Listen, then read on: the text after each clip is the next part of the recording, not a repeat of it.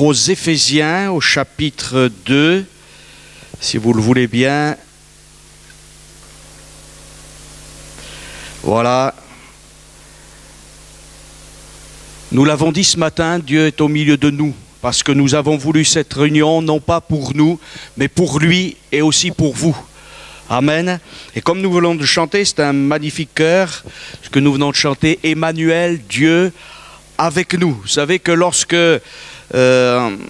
Jésus a été annoncé venant dans ce monde, eh bien, il a été dit, l'ange a dit, eh bien, on l'appellera Emmanuel. Alléluia. Dieu avec nous. Et à la fin de l'évangile de Matthieu, eh bien, on a quoi encore? Je suis avec vous tous les jours. Amen. Voilà, parce que Dieu ne commence pas pour ne pas achever. Il est là, il agit et il continue à agir. Et cet après-midi, il y a au moins une personne, et je crois beaucoup plus, qui est concernée par le message de l'évangile, par la bonne nouvelle. Et je crois que nous sommes de toute manière tous concernés par la bonne nouvelle. Peut-être certains amis pour le salut de leur âme, et en tout cas tous cet après-midi pour que notre foi grandisse encore. Alléluia. Il y a des croyants qui pensent que les réunions où on proclame l'évangile ne les concernent plus parce qu'ils sont sauvés. Mais je crois que les réunions où nous proclamons l'évangile sont aussi le témoignage de l'Église, le témoignage des chrétiens. Et quand on entend encore une fois de plus la bonne nouvelle qui est en Christ, alors ça nous fortifie et ça nous renouvelle. Épître de Paul aux Éphésiens, chapitre 2, voilà. Et nous allons lire ce qu'est le Seigneur Jésus.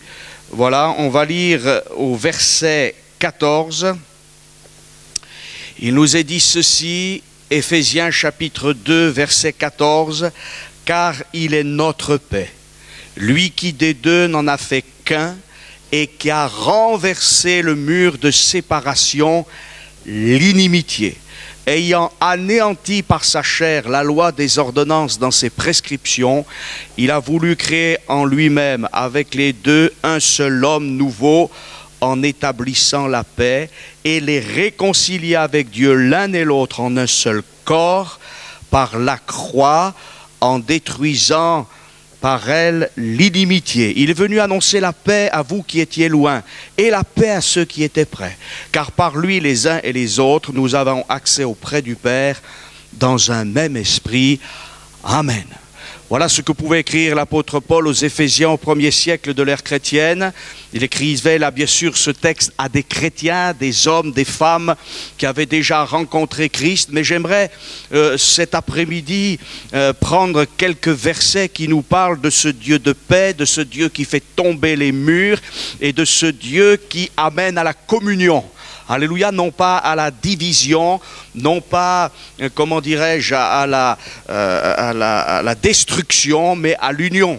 D'abord, la Bible nous dit que Christ, parce que c'est de lui dont il est question, il est notre paix, car Christ est notre paix, Jésus est notre paix, lui qui des deux n'en a fait qu'un et qui a renversé le mur de séparation. Historiquement parlant, lorsque Jésus est venu dans ce monde, il a abattu un mur que les hommes avaient établi, non pas que lui avait établi, mais que les hommes avaient établi en plus et qu'ils avaient fortifié par leur tradition. C'est le mur qui existait entre les Juifs et les non-Juifs. Et ce mur, il l'a abattu. Et il a fait des Juifs qui ont cru en son nom et des païens qui ont cru en son nom un seul corps qui s'appelle l'Église.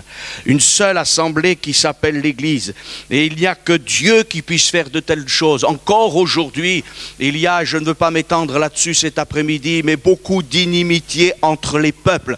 Non seulement peut-être entre les Juifs et les non-Juifs, mais aussi même dans un même pays, alors qu'il y a une ethnie de tel bord, il y a une ethnie de tel autre, et on se fait la guerre, et que ce soit en Afrique, que ce soit en Asie, que ce soit en Europe, de l'Ouest, de l'Est, parfois même en Amérique du Nord, en Amérique du Sud, il y a encore de terribles choses. Pourquoi? Parce qu'il y a des murs, il y a des forteresses, il y a des séparations, il y a des abîmes qui ne réunissent pas les hommes mais qui les opposent.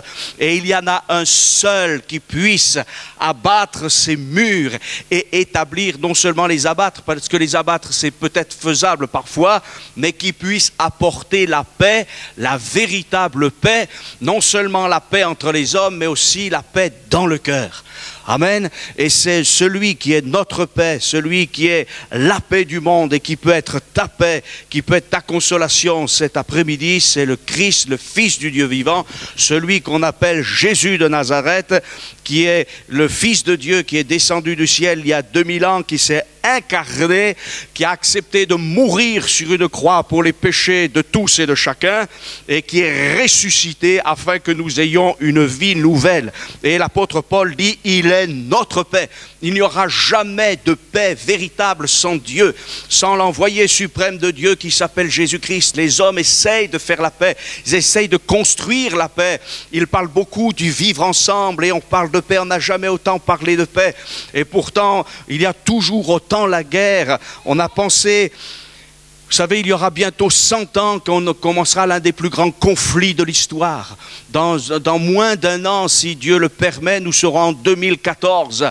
Et en 1914, à cause de certaines tensions entre les nations, a commencé ce qu'on appelait la Première Guerre mondiale, avec ses drames, avec ses millions de morts, avec ses millions d'handicapés, avec des drames pour les nations du point de vue familial, du point de vue économique.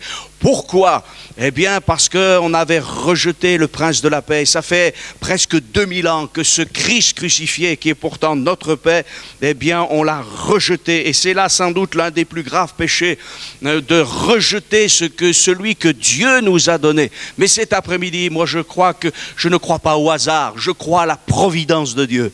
Amen. Est-ce que vous croyez à la providence de Dieu? Eh oui, Dieu qui est capable de changer les temps et les circonstances, mais plus que cela, qui est capable de changer des individus. Et si on peut changer des programmes, ça c'est facile. Si on peut changer d'orientation, ça c'est facile. Si sur le papier on peut changer les lois, il y a un grand défi. C'est le changement du cœur de l'homme. C'est aussi le changement des relations entre les hommes entre eux et aussi un changement entre la relation des hommes ou de l'homme avec Dieu.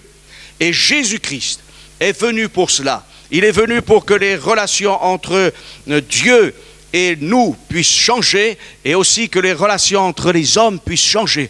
Et s'il y a quelqu'un qui est capable de détruire des murs, qui est capable de détruire des forteresses, qui est capable de détruire des choses qui sont pourtant solidement ancrées et solidement bâties, c'est Jésus, le Fils de Dieu. Amen. La Bible nous dit qu'il a détruit un mur, voilà, il a renversé, nous dit l'Écriture, le mur de la séparation qui existait entre les Juifs et les non-Juifs. Et c'est pour cela que plus tard, dans ses épîtres, il nous est dit aussi, il n'y a plus ni Juifs ni Grecs, ni hommes ni femmes, ni esclaves ni libres. C'est-à-dire que l'esclave a droit à la liberté que Christ accorde. Celui qui est libre va se mettre sous la discipline de Christ. L'homme et la femme ne sont pas distingués pour le salut, ils sont destinés eux-mêmes au salut. Et le juif comme les non-juifs sont destinés aussi au salut. Alléluia. Vous savez, même encore aujourd'hui, on a encore beaucoup de choses à faire entre les relations hommes-femmes, entre les relations ouvriers-patrons, non, vous ne croyez pas? Et entre les relations entre les peuples entre eux. Voilà. Et aujourd'hui, on a essayé de construire l'Europe, mais on s'aperçoit que c'est fragile. Alors on a essayé de construire au fur et à mesure, et il y avait certainement beaucoup de sentiments de noblesse, des pensées tout à fait légitimes pour essayer de dire il ne faut plus qu'il y ait la guerre, il ne faut plus qu'il y ait les conflits. Mais les conflits sont là, la paix n'est pas là, le mur est toujours là, un seul peut détruire le mur, peut le renverser, c'est le Seigneur Jésus. Il n'y aura pas de paix sans le prince de la paix. Et cet après-midi, j'aimerais que vous puissiez confier votre vie à Jésus-Christ pour qu'il puisse abattre votre mur. Ce n'est pas forcément le mur de l'inimitié envers ceux qui vous sont différents. Il y a dans le monde des gens qui ne sont pas racistes et il y a des gens qui sont racistes. Voilà, et peut-être que le racisme n'est pas votre problème cet après-midi, et je l'espère, mais il y a peut-être, ce n'est pas le mur du racisme ou de l'inimitié, mais c'est un autre mur qui est là en face de vous et qui vous empêche d'être heureux. Alors les murs, il y en a des centaines et des milliers, il y a des murs de la honte partout dans notre pays. Il y a des murs où on prie. Il y a un mur à Jérusalem où on prie et les gens attendent qu'il y ait quelque chose qui se passe. Il y a un autre mur aussi qui sépare telle et telle population à Jérusalem, mais il y a des milliers de murs ou de clôtures. Il y a des clôtures entre le Mexique et les USA, et il y a encore d'autres murs, et je pourrais vous parler de ces barrières, de ces murs qui sont là entre les peuples, mais là n'est pas notre sujet cet après-midi. Pourquoi? Parce que ces choses, nous ne pouvons peut-être pas les changer avec nos forces, mais il y a d'autres murs que le Christ, que le Seigneur Jésus veut démolir, qu'il veut renverser. Alléluia.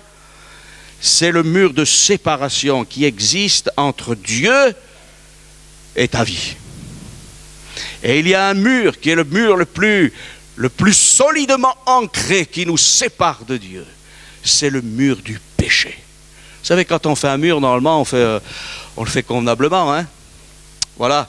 Et on va faire des fondations, on va mettre ce qu'il faut, et aujourd'hui, avec le béton armé, toutes les structures qui existent, eh bien, on sonde, on va parfois mettre des pylônes très profonds pour que ce mur tienne, et puis on peut le faire très élevé. Il y a eu le mur de Berlin pendant des années, et puis on a fini par détruire ce mur, ce qui est une bonne chose, voilà, qui séparait des populations. Mais les murs, ils sont bien faits. Et parfois, il y a au-dessus de ce mur de Berlin, il y avait, eh bien, des hommes en armes, et ceux qui voulaient passer de l'autre côté, eh bien, ils risquaient la mort.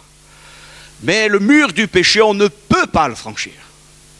On ne peut pas envisager de le renverser avec nos propres forces. Ce n'est pas possible. Alors bien sûr, les hommes ont quand même essayé, et ils essayeront toujours. Voilà, ils essayeront avec leurs capacités, avec leurs bonnes œuvres, avec leurs raisons, avec leur instruction. Ils essayeront de passer de ce monde dramatique de souffrance en se disant, si je pouvais aller de l'autre côté où il y a le bonheur. Mais c'est impossible. Alors on a essayé, il y a des catégories d'hommes et de femmes qui ont essayé en disant, nous allons franchir ce mur. Nous sommes une société de progrès. Nous voulons du changement, et tous les hommes politiques, les scientifiques, les philosophes, les écrivains, les gens de tous bords qui ont quelques capacités dans notre société disent à leurs semblables, nous allons y arriver ensemble. Mais les plus grandes civilisations, les gens les plus puissants, les gens les plus remarquables, qui ont parfois quand même apporté certaines choses à la civilisation, n'ont jamais pu procurer ni à leur sujet, ni à leurs semblables, le véritable bonheur et la paix du cœur. Pourquoi? Parce que la vraie paix du cœur, le salut éternel, la vie éternelle n'est qu'en Dieu et n'est qu'en Jésus-Christ. Et je crois que le Saint-Esprit, cet après-midi, veut que la vie d'une personne soit totalement transformée. Amen. Est-ce que vous croyez que le Seigneur peut transformer une vie cet après-midi? Amen. Renverser le mur de la souffrance et du péché, de la détresse, ce mur qui est là. Alors peut-être que vous êtes allé voir des gens qui vous ont dit, mais vous savez, vous allez pouvoir atteindre le ciel. Il suffit de s'élever. Et c'est ainsi que, eh bien, que ce soit particulièrement les hommes religieux. On dit non, mais l'homme peut s'élever vers Dieu, il va s'élever par des pratiques ascétiques, par des bonnes œuvres, voilà, il y a un Dieu, il suffit de regarder en haut, et puis voilà, on va pouvoir grimper. Alors il y a toutes sortes d'échelles, il y a toutes sortes de systèmes qui sont élaborés, on essaye de grimper, mais plus on grimpe, plus ce mur, il continue, il est comme infini. Et même les plus grands échafaudages, même les plus grandes structures, même ce qui semble le plus extraordinaire. Voilà. Alors on a parlé de toutes ces choses et les hommes religieux disent, fais beaucoup d'œuvres, tu vas t'élever, tu vas grandir, tu vas pouvoir t'élever avec ton amour peut-être un petit peu pour le prochain. Ce sont les bonnes œuvres. Voilà, transforme-toi, change-toi. Alors on peut aller partout, on va en Asie, on nous donne une méthode, on va en Afrique, on nous donne une autre méthode, on va au Moyen-Orient, encore une autre méthode, en Europe, partout, chacun ses méthodes, ça va de la magie, de la sorcellerie à toutes ces choses. On va s'élever, on va essayer de faire quelque chose, ou alors à des superstitions, des traditions d'hommes. On essaye de s'élever, mais une fois qu'on a un tout petit peu en haut, l'échelle s'écroule, l'échafaudage penche, et on se retrouve en bas dans une situation de détresse. Voilà. Et puis il y a aussi les philosophes qui disent non, ce n'est pas avec la piété religieuse, ce n'est pas avec le spirituel qu'on pourra s'en sortir, mais c'est avec la connaissance philosophique. Alors il faut s'indigner, indignons-nous. Et ça a été les grandes lignes qui ont été dites ces derniers mois, ces dernières années. Il fallait s'indigner, mais ce n'est pas l'indignation qui renversera le mur, chers amis. Ni l'indignation, ni la révolution. Il y a des philosophes qui ont introduit des révolutions. Ils ont dit il faut que le peuple commande et ça ira mieux. D'autres ont dit non, il ne faut pas que le peuple commande, il faut que ce soit un chef et à qui on doit tout. Et que ce soit dans telle ou telle orientation, qu'on s'indigne, qu'on fasse la révolution, le mur est toujours là. Il n'a pas bougé d'un millimètre. C'est terrible, hein? Alors il y a d'autres personnes qui disent non mais le mur, faut pas passer au-dessus du mur. Il faut passer en dessous du mur. Et là les scientifiques nous disent on va sonder. On va connaître et on va approfondir, c'est le cas de le dire. Et avec notre science, notre connaissance, sciences humaines, sciences de ceci, sciences de cela, la psychologie. Alors on va soigner le corps, l'âme, on va essayer de soigner ceci, cela. Et puis on va essayer d'envoyer des sondes sur Mars parce qu'il y a peut-être des traces de vie. Mais celui qui est là au chômage avec sa détresse, qui est là dans l'angoisse parce qu'il a fait toutes sortes de choses et que sa conscience eh bien, est en train de le détruire, et puis il y a là l'accusateur qui est en train de chercher à le détruire complètement.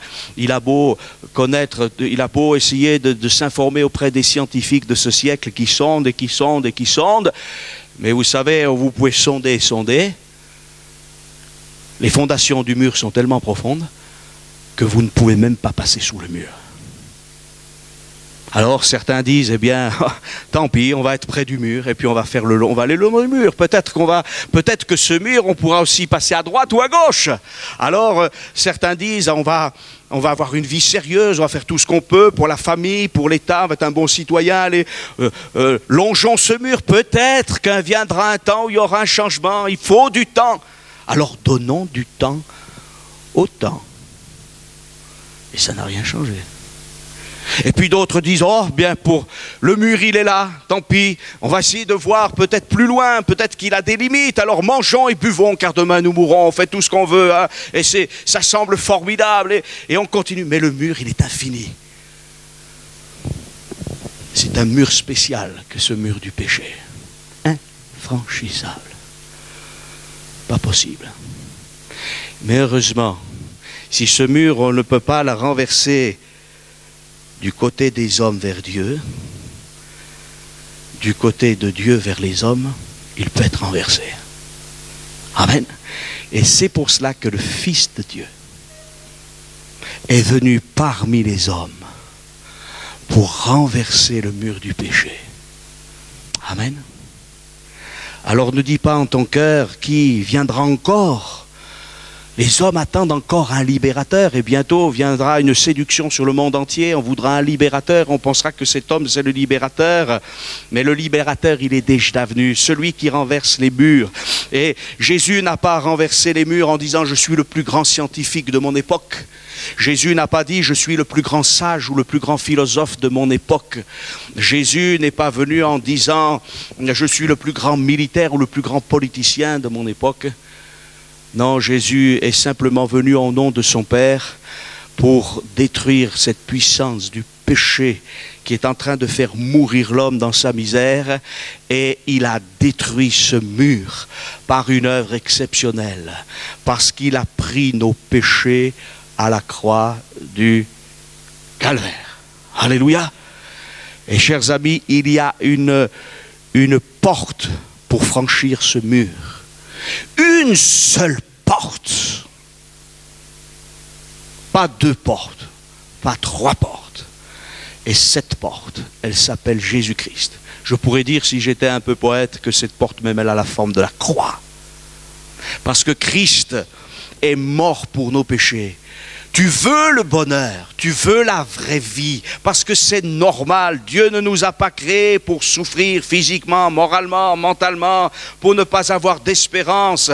Aujourd'hui, les jeunes comme les moins jeunes n'ont pas d'espérance. Le taux de suicide est record, et non seulement parmi certaines catégories, mais on meurt aujourd'hui, on se suicide parce qu'on est écrasé par le travail, parce qu'on a raté sa vie matrimoniale, parce qu'on a toutes sortes de soucis, tracas. Les enfants, les adolescents sont poussés au suicide. C'est terrible, quelque chose de terrible, parce qu'ils ont l'impression que leur vie est déjà ratée à moins de 20 ans et qu'il n'y a pas d'espoir. Mais le seul espoir qu'il y ait pour l'humanité, c'est Jésus. Ça semble fou, ça semble insensé, parce que ça semble pas raisonnable. Et l'apôtre Paul le savait déjà. Il le dira, mais les Juifs cherchent des miracles. On veut des miracles. Vous voyez, des choses qui nous frappent les regards, un petit peu comme quelque chose de magique, d'ésotérique.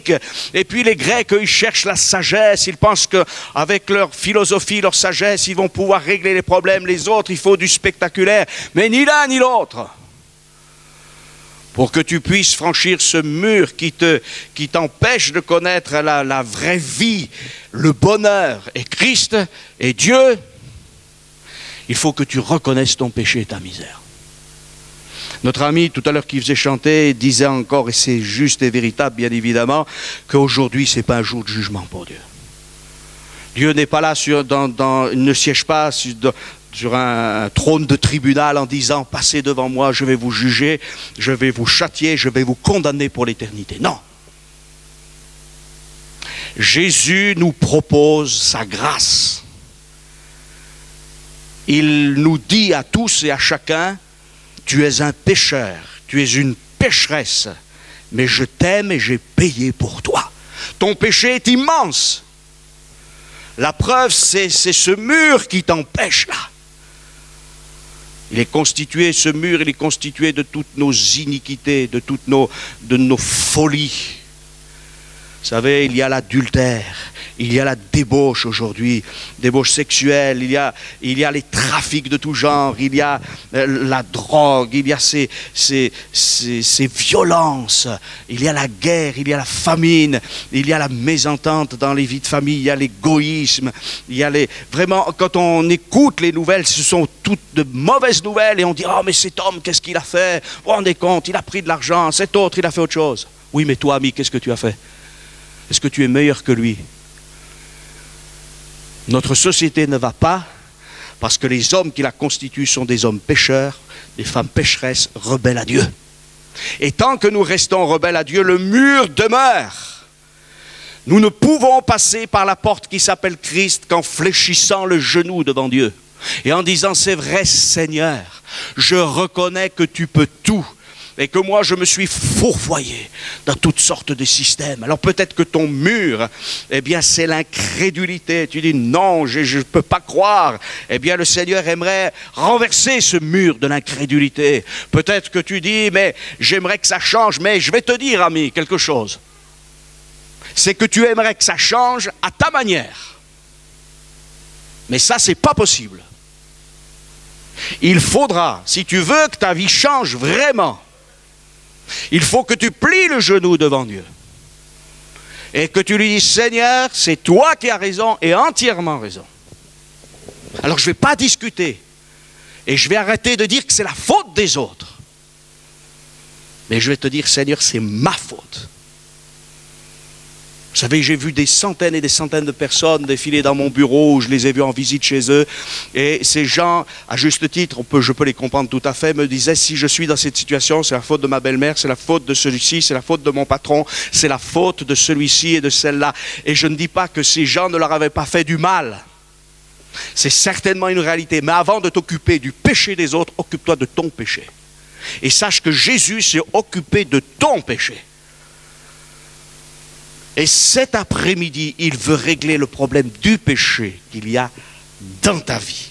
Parce que ce mur du péché, il a aussi des conséquences terribles. L'angoisse, la maladie physique, psychique, morale, mentale. Parfois, on peut devenir fou quand on a certains problèmes. On ne sait plus où on en est. Il peut y avoir des dédoublements de personnalité. On ne sait plus ce qu'il faut faire. On ne sait plus comment il faut agir. Mais la Bible nous dit que Dieu résiste aux rebelles, résiste aux orgueilleux, mais il fait grâce aux humbles. Je sais que ce n'est pas un message très très sympathique selon le monde, mais la différence entre le message de Dieu et le message des hommes, c'est que le message des hommes, il est mensonger et trompeur. Même si parfois les gens sont sincères lorsqu'ils promettent certaines choses. Je pense qu'il y a des centaines de personnes qui sont sincères et qui pensent qu'ils peuvent changer la société et qu'ils peuvent améliorer la vie de leurs prochains. C'est sincère, mais ils sont sur la mauvaise route. Et il y a eu depuis de tout temps des marchands d'illusions. Et ces marchands d'illusions ont créé des milliers de marchands d'esclaves. Et il y a quelque chose qui peut être rebutant lorsque nous entendons pour la première fois l'évangile. C'est que cette réalité auquel Dieu nous amène nous dérange. Mais j'aimerais vous dire que Jésus est là pour nous déranger, pour ensuite arranger toutes choses. Alléluia. Alors Jésus, lorsqu'il a commencé son ministère, a continué dans le droit fil de ce qu'avait fait son prédécesseur Jean-Baptiste, et il a dit à ses contemporains, repentez-vous.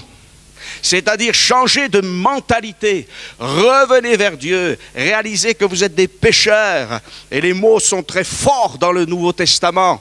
Et pourtant, lorsqu'il parle du péché de se repentir, Jésus les a accueillis, alléluia, et Jésus les a guéris, délivrés, affranchis. Il leur a parlé avec douceur, il leur a parlé avec amour, afin qu'aussi ils puissent connaître la vie et la vie en abondance. Amen.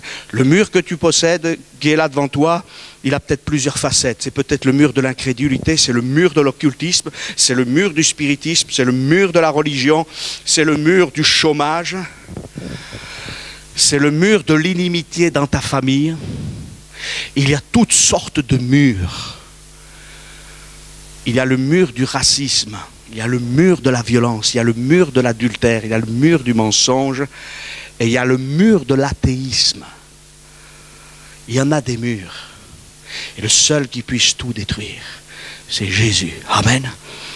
J'aime beaucoup lire les évangiles, je vous invite à les lire. Et je suis toujours, à chaque fois que je relis ces récits, je les ai lus, les relus et je les relirai encore.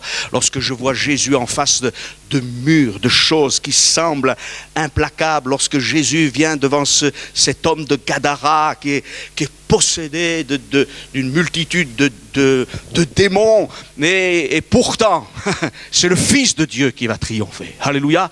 Et en quelques secondes, le mur qui ne semblait ne pouvoir jamais être renversé, il s'est renversé. Et cet homme qui était là dans les sépulcres, cet homme qui était là en train de se taillader le corps, se faire saigner, cet homme qui vivait auprès des morts, cet homme qui était un sujet de crainte pour la population, eh bien, on va le retrouver vêtu, assis, dans le repos, et il a retrouvé le bon sens.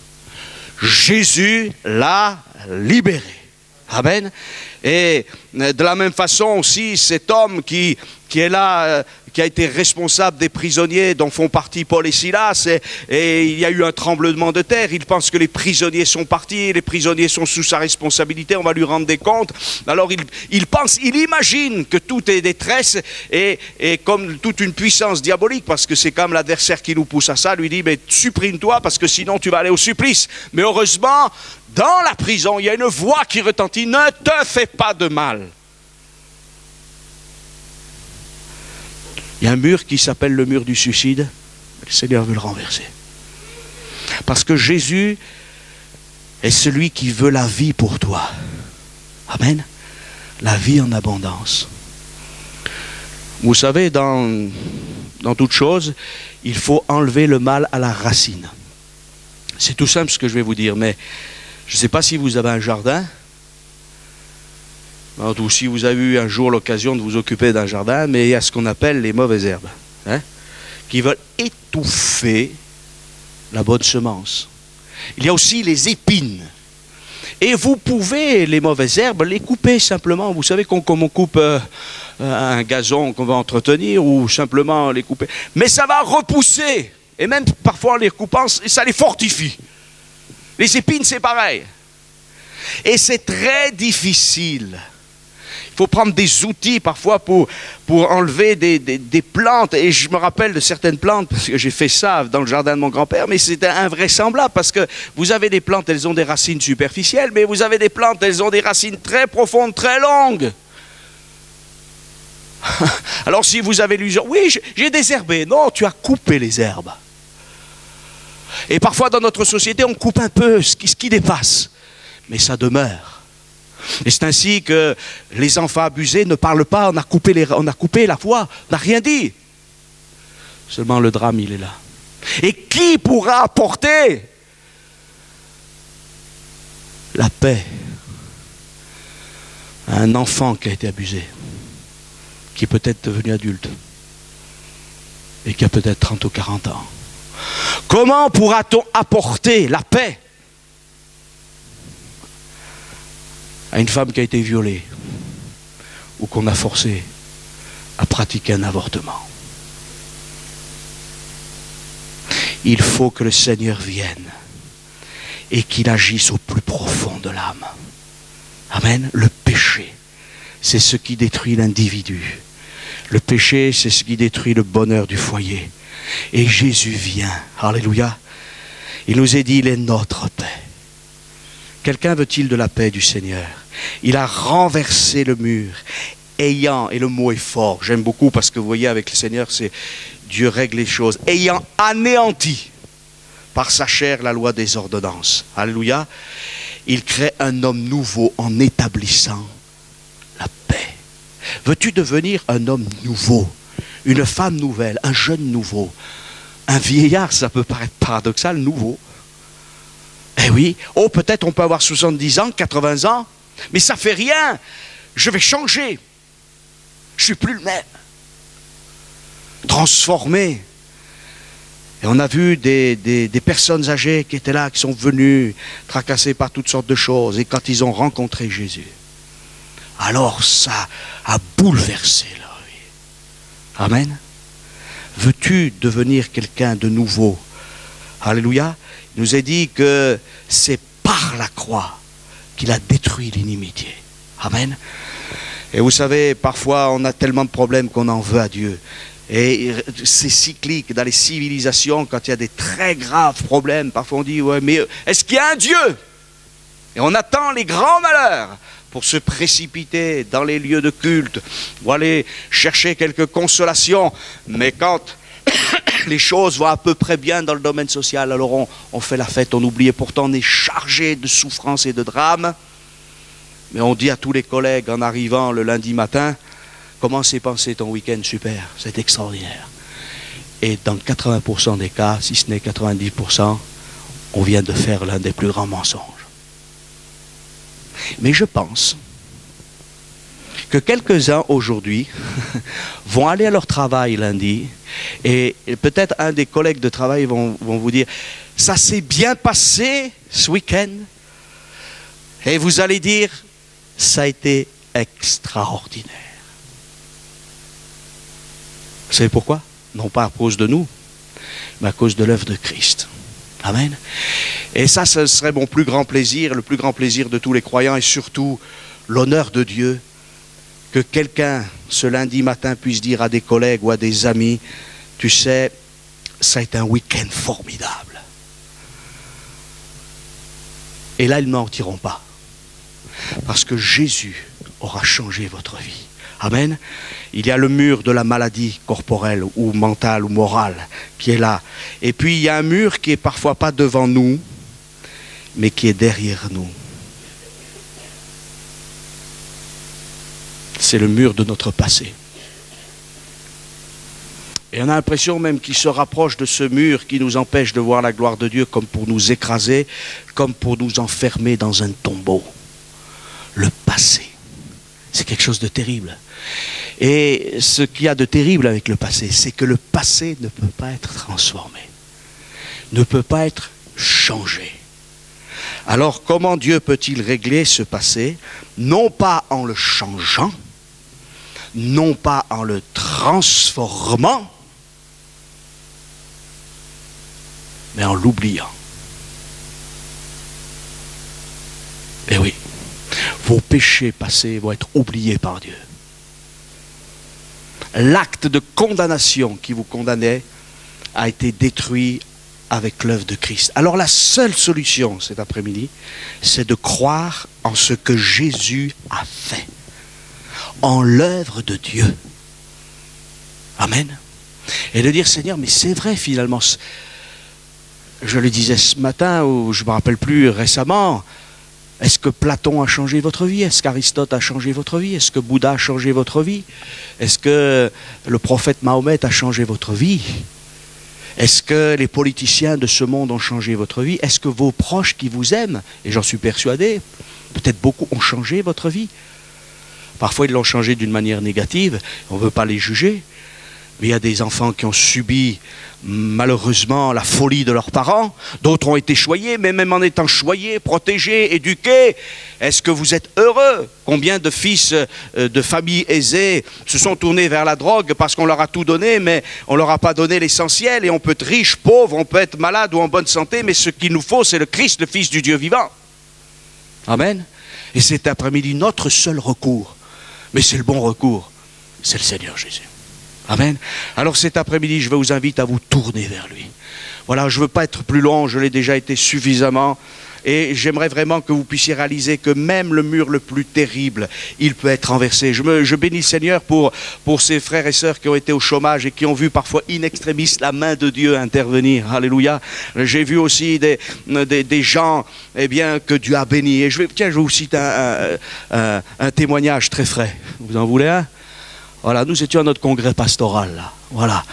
Mais un ami qui était là au service là pour nous accueillir et il n'entendait pas d'une oreille. Voilà, il est venu à la partie spirituelle et il a ressenti la présence de Dieu. Elle était là, alléluia. Non pas parce que c'était des pasteurs, vous savez, pasteurs ou pas, c'est la même chose. Mais Dieu nous a fait sa grâce de bien vouloir être au milieu de nous. Alléluia. Et à un moment donné, il s'est rendu compte que son oreille fonctionnait. Alléluia. Gloire au Seigneur. Voilà, cette semaine. Alléluia. Dieu n'a pas changé. Jésus-Christ est le même. Hier, aujourd'hui et pour l'éternité. Alors, cet après-midi, on va